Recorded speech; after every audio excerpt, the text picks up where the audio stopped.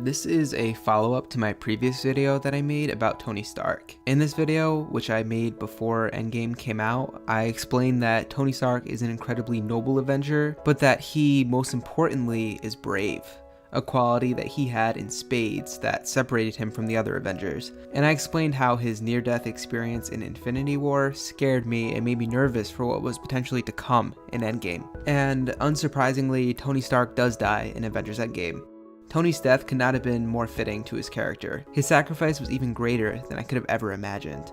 He quite literally saved the entire universe.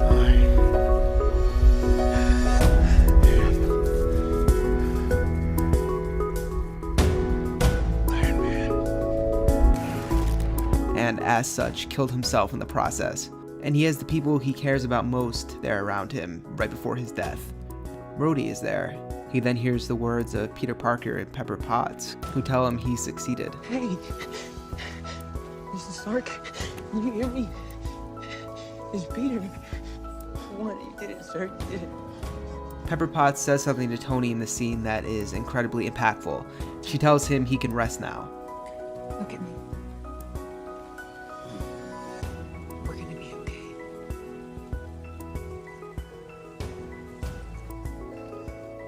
You can rest now. This is one of the most powerful lines in the entire movie for me because it fits Tony's character so well. Think back to as early as Iron Man 1 when Tony built his first suit to take down the Ten Rings terrorist organization. He couldn't rest. He wouldn't stop until the right thing was done. Are those bullet holes? You're gonna kill yourself, Tony. I shouldn't be alive.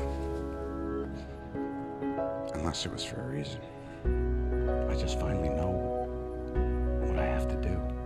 His sacrifice to stop the nuke from detonating in New York. It almost killed him, but he didn't hesitate to try and stop it. The Ultron experiment he creates to build a suit of armor around New York. He almost destroys the world, but ends up saving it and does not stop. You know Ultron's trying to tear us apart, right? Well, I guess you'd know. Whether you tell us is a bit of a question. Banner and I were doing research. That would affect the team. That would end the team. Isn't that the mission? His role in Civil War to keep the Avengers in check, which ruins friendships. Protection? It's internment. She's Tony. not a U.S. citizen, and they Oh, don't come grant on, visas to Tony. weapons of mass destruction. She's a kid. Give me a break! I'm doing what has to be done to stave off something worse.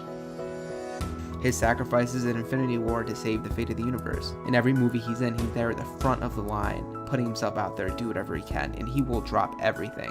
Whether it be as extreme as saving the world or as simple as watching over his high school protege, he literally never stops.